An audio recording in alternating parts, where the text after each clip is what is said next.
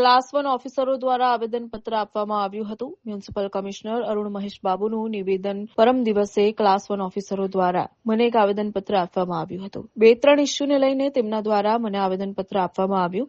તેમની માંગોને લઈને તેઓ રજા પર ઉતરવાના હતા. ફિલ્ડ વર્ક કામ ચાલુ જ હતું. ક્લાસ 1 ઓફિસર્સની અલગ અલગ માંગણી છે.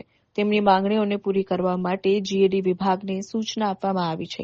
તો બીજી તરફ કોર્પોરેશનના ક્લાસ 1 અધિકારીઓએ પોતાની ચેમ્બરમાં પણ સીસીટીવી કેમેરા, આરટીઆઈ સહિતની વિવિધ માંગણીઓ સંદર્ભે મ્યુનિસિપલ કમિશનર સાથે ચર્ચા કરી. મ્યુનિસિપલ કમિશનર પણ આ બાબતે ઘટતું કરવાની અધિકારીઓને ખાતરી આપી હતી. પરમ દિવસે મને ક્લાસ 1 ઓફિસર્સ દ્વારા એક આવેદન આપવામાં આવ્યું હતું.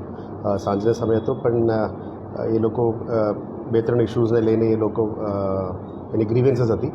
એ ગ્રીવેન્સીસ ત્યાર સુધી રિઝોલ્વ ના થયા ત્યાં સુધી અમે લીવ ઉપર ઉતરવાનું એ લોકોએ કીધું હતું. Unfortunately even I was not available. ગઈકાલે મારા પપ્પાનું ફાધરની હોસ્પિટલ ટ્રીટમેન્ટ ચાલતું હતું. હવે પણ થોડું મારે ઇમરજન્સી જ છે, પણ આ ઇસ્યુઝ રિઝોલ્વ કરીને તાત્કાલિક પબ્લિકનું સર્વિસીસ રિસ્ટોર કરવા માટે અમે મહેનત કરી રહ્યા છે.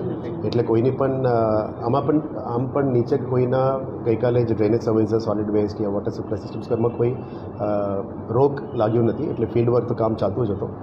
ક્લાસ 1 ઓફિસર્સની માંગણીમાં અલગ અલગ છે. આઈ થિંક આપ એમને પૂછી શકો છો.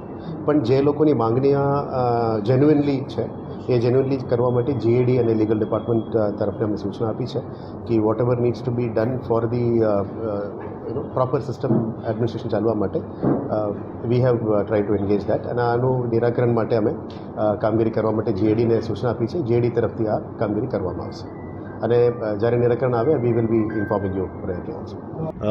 માંગણીઓમાં મુખ્યત્વે ઘણી બધી માંગણીઓ છે. ઇન્ટરનલ ડિપાર્ટમેન્ટ પણ હોય, એટલે એ બધી બાબતો, એની સાથે સાથે સેફ્ટી ને સિક્યુરિટીની બાબતો હતી. ઓફિસોમાં સીસીટીવી કેમેરા લગાવવા જેવી બાબતો હતી અને આરટીઆઈને લગત ઘણી બધી ચર્ચાઓને એમની સાથે સ્પષ્ટતા કરવાની હતી. આમ વિવિધ મુદ્દાઓ પર સાહેબ જોડે ચર્ચા થઈ છે. કોઈ ત્રાહિત વ્યક્તિની વાત હતી. શું નામ છે, કોણ છે વ્યક્તિ, શું કહેશો? ત્રાહિત વ્યક્તિની નામ હોય એટલે ત્રાહિત એટલે જ કહેવામાં આવ્યું હોય કે દરેક બાબતને ઉજાગર કરવાની ના હોય. કેટલીક ઇન્ટરનલ ડિપાર્ટમેન્ટ બાબતો પણ હોય છે.